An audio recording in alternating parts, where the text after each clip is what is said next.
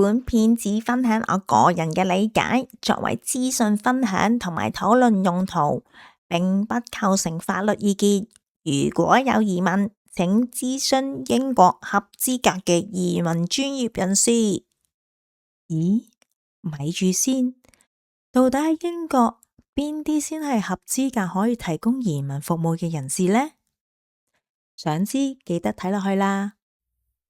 Hello， 大家好，歡迎嚟到 Carrie 生活日常。如果你覺得呢條片有用，或者有任何意見，歡迎留言話俾我知啊。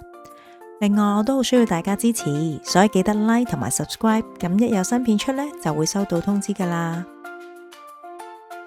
開始之前都簡單講兩句先，呢條片呢並無影射任何人或者公司嘅意思，我亦都冇任何移民律師或者顧問或者服務去介紹嘅，係冇介紹嘅。我自己呢亦都唔係從事呢個行業嘅，咁我相信呢，每個人都需要按自己嘅需要啦，再去決定究竟會唔會請呢啲移民顧問或者律師去處理你嘅申請。我自己呢就唔需要啦。咁好啦，我哋開始今日嘅內容。到底呢有咩人呢係合資格提供移民諮詢服務呢？參考翻政府網站喺 Immigration and Asylum Act 1999 Section 84入邊，主要呢係有4類人呢可以提供呢啲移民諮詢服務嘅。第一類係一啲移民顧問係under 呢個 IAA 即係 Immigration Advice Authority 註冊咗嘅移民顧問啦。第二類呢，就係一啲事務律師係執業緊嘅，咁喺英格蘭同埋威爾斯監管呢啲律師嘅工會呢，就叫做 The Solicitor Regulation Authority， 簡稱 SRA 啦。蘇格蘭同埋北愛爾蘭亦都有佢哋自己監管機構嘅。第三類呢，就係大律師，都係要執業嘅。英格蘭同埋威爾斯呢嘅監管機構就係 Bar Standard Board BSB。而蘇格蘭同埋北愛爾蘭亦都有佢嘅監管機構啦。最後一類呢，就係一啲 legal executive 或者 silence member。咁簡單啲呢，就係呢啲人呢，一定要係喺呢個 Chartered Institute of Legal Executive 簡稱 silence 入邊係有登記，而佢哋都係要睇翻佢哋嘅牌照係咪可以做移民，先至知道佢哋係咪合資格嘅。咁我哋開始睇翻第一類合資格提供移民服務嘅人士，一啲 IAA 移民顧問。咁其實睇翻呢政府嘅網站，呢啲移民顧問都有分唔同嘅級別嘅。第一個 level 呢係一啲可以處理較為簡單嘅個案嘅移民顧問啦，例如喺文件齊備之下，可以延長簽證或者呢去申請永居同埋入籍咁樣啦。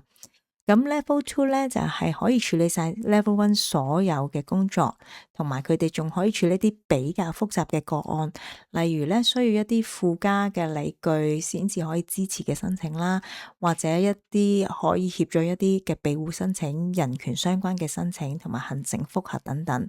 但係佢哋就唔可以代表申請人上一啲嘅移民審裁處啦。Level 3呢，就係最有經驗嘅移民顧問。佢唔單止可以處理晒 Level 1同 Level 2嘅顧問嘅所有工作，而且佢哋都可以代表申請人喺移民審裁處上訴嘅。咁究竟點樣可以查翻呢啲移民顧問係咪符合 IAA 嘅資格呢？咁其實大家可以上翻呢個政府網站嗰度，再撳翻 Advisor Register 呢個掣，就會出咗呢個版面。咁大家就可以跟翻啦，輸入翻嗰個機構名稱或者個移民顧問嘅名稱，咁就去搜尋啦，就會可以睇到究竟佢係咪有登記嘅。由於呢，我留意到網上面同 YouTube 有啲移民顧問公司嗰個聯絡地址電話係香港或者海外啦，為咗更整全嘅資料搜集呢，我自己都 email 咗去 IAA 查詢，其實呢啲海外公司受唔受監管㗎？得到嘅回應係，即使個移民顧問本身係 IAA 有註冊，但係如果佢受聘嗰間公司並唔係有註冊嘅話，有啲咩問題嘅時候呢， IAA 都係唔會處理嘅。呢一點我等陣間呢會再提一提嘅。另外，大家咧都可以上翻呢個網查翻有冇啲移民顧問係被禁止提供移民服務㗎。好啦，到第二同第三類合資格人士就係 solicitor 事務律師同埋大律師啦。咁頭先都提過啦。solicitor 咧，佢同大律師嗰個監管機構係唔同嘅。喺左手邊咧就係監管事務律師嘅一啲機構啦，咁右手邊咧就係監管大律師嘅一啲嘅機構啦。我咧就用英格蘭嘅事務律師做例子，去咗 Solicitor Registration Authority，簡稱 SRA，查詢下個律師資格嘅。咁假設我想查下麥當勞律師係咪有登記到啦，同埋執業啦，咁我就輸入翻麥當勞呢個字喺個 search 嗰度啦，就係撳翻咧係人，即係 person 咁樣啦。咁我哋就可以見到啦，有綠色字寫住 SRA Regulate Lawyer 嘅咧，就係一啲執業緊嘅事務律師。呢啲人咧係可以提供移民諮詢服務嘅。但係咧，如果大家有留意到咧，有其中一個咧係灰色咗嘅，咁佢咧就係寫住 non-practicing，咁佢就唔係一啲執業律師，咁佢就唔可以提供移民服務嘅。睇到嚟呢度，有啲觀眾可能覺得好奇怪喎，其實都係律師啫，點解一定要執業先得呢？咁我哋一齊參考翻 SRA 關於提供移民服務嗰個指引啦。入邊咧有提到咧，係要執業先是符合到法例上 qualify 合資格呢個定義噶。咁最後一種合資格嘅人士咧，就係喺 Chartered Institute of Legal Executive 簡稱 SILEX 嘅註冊人士啦。咁究竟 SILEX 呢個係乜嘢嘅組織呢？或者我同大家都簡單講下，其實佢係一個機構咧，佢主要係提供多一條出路，令人咧更加容易去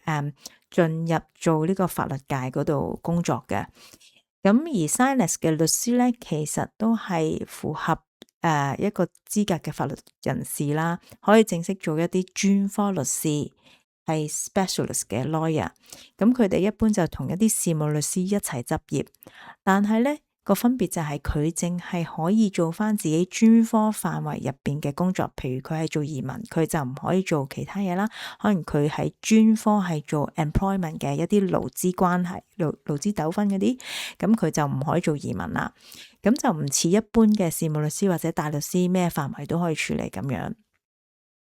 咁我哋就亦都去到 SILEX 呢個網址嗰度查下啦。咁但係大家記得咧，一定要揀翻咧係 Related Practicing Rights 嗰度揀翻適合嘅一個選項，因為佢哋係要根據佢嘅專業執業嘅。咁但我搜尋咗喺 Immigration 呢個專業之後咧，就暫時未見到有人喺 SILEX 入邊註冊啦。咁因為我呢條片係2026年3月拍啦，如果大家之後先睇到嘅話咧，咁可能大家都可以到時再查下會唔會有人係登記啦。喺網上，無論喺 YouTube 定話一啲網站，都會見到咧有啲人去講解簽證或者永居申請。有時候咧，佢哋會用以下一啲嘅頭銜，例如移民公司創辦人、移民專家、升學顧問、首席移民顧問、受監管律師、註冊律師、法律學者、法律碩士等等。咁到底佢哋係咪一啲合資格去提供移民服務嘅人士呢？俾少少時間大家諗一諗啊！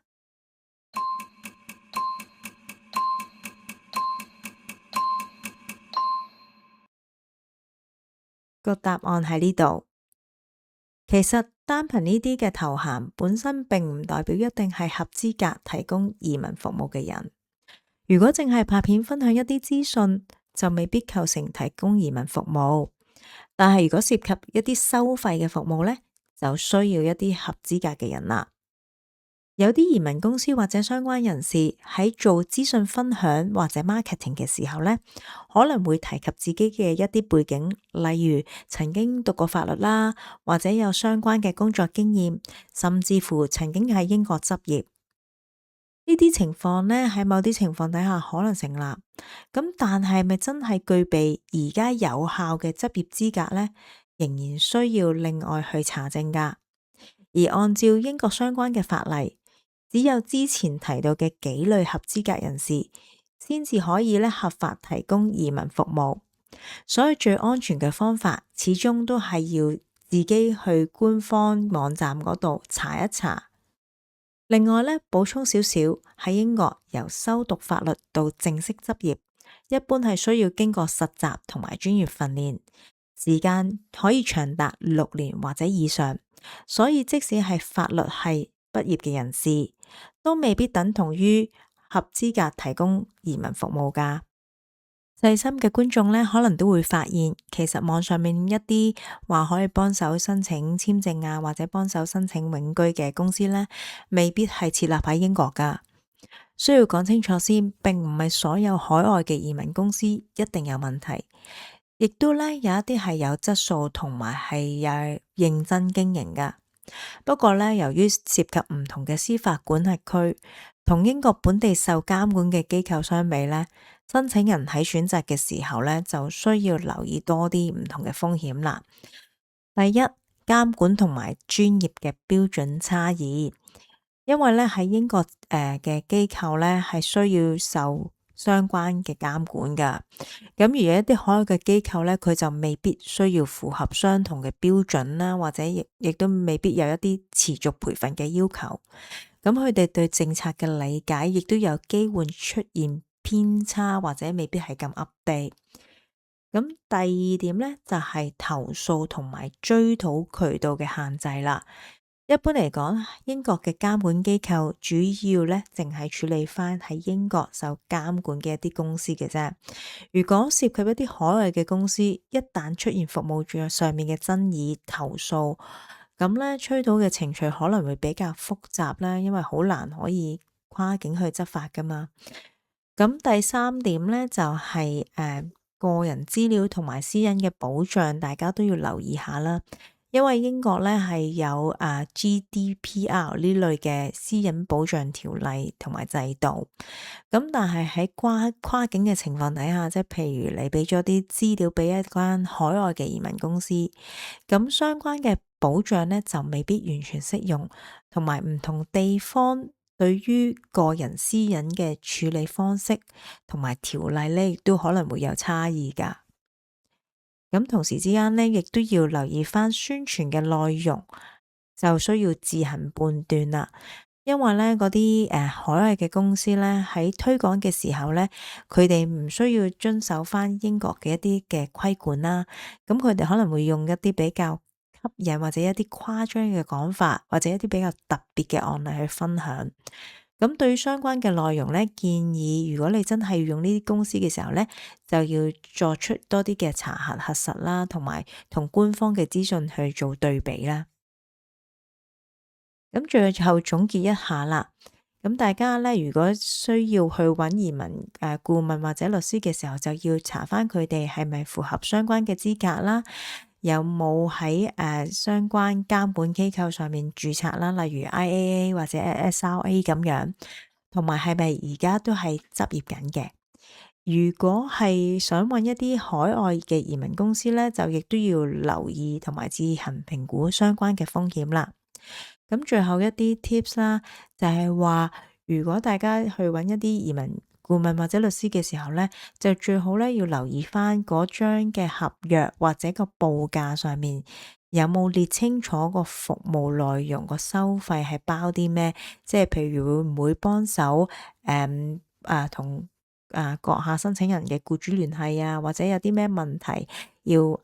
覆返 Home Office 嘅時候，個價錢係咪包咗定話要另外收費等等。